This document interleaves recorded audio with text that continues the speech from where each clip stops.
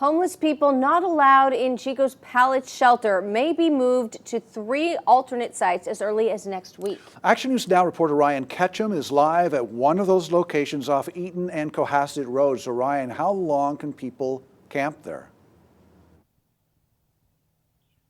Homeless people are able to stay at one of these 3 locations for at least 60 days. And if they're able to fix the issue of why they weren't able to move into the pallet shelter sites originally, then they can move there after those 60 days. But people that aren't able to fix the reason why they weren't able to move to the pallet shelters will stay even longer. And many people living near these sites are frustrated with the locations that the city chose. I keep getting tools stolen, bicycles have been stolen, and it's just an ongoing and continuing and building trend. So my concern is now having camps on either side of us, it's going to be a freeway. Eric Root lives off of Fair Street, a half-mile from Comanche Creek and even closer to one of the new camps. He says he hopes the city ramps up cleaning efforts in the area. After a storm, we have a lot of garbage that comes down the creek, and we literally have like fishing nets and stuff, and we scoop garbage out of the creek, and we'll get trash bags full of garbage sometimes.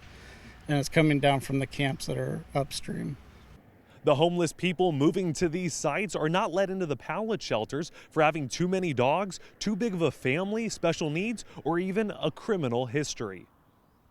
Certainly if they're felony types of situations, then they could be arrested and dealt with on a felony type of situation. But it's possible there could be people who have warrants out, they may need to skip the court date or something else like that that would make them ineligible, and hopefully they can address some of those. The city says there are no ideal spots for these camps, but they had to choose them.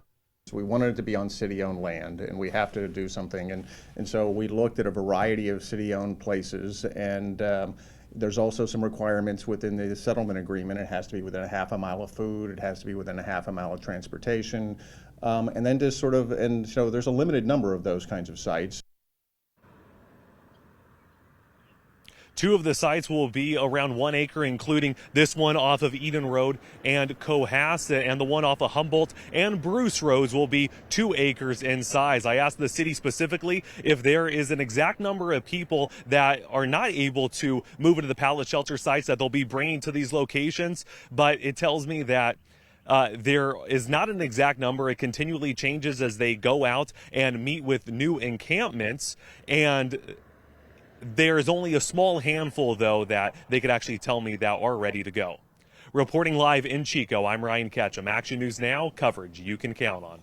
The city does have the ability to designate new locations in case there's an issue at the current ones. Potential new sites just have to fit all the settlement agreement requirements.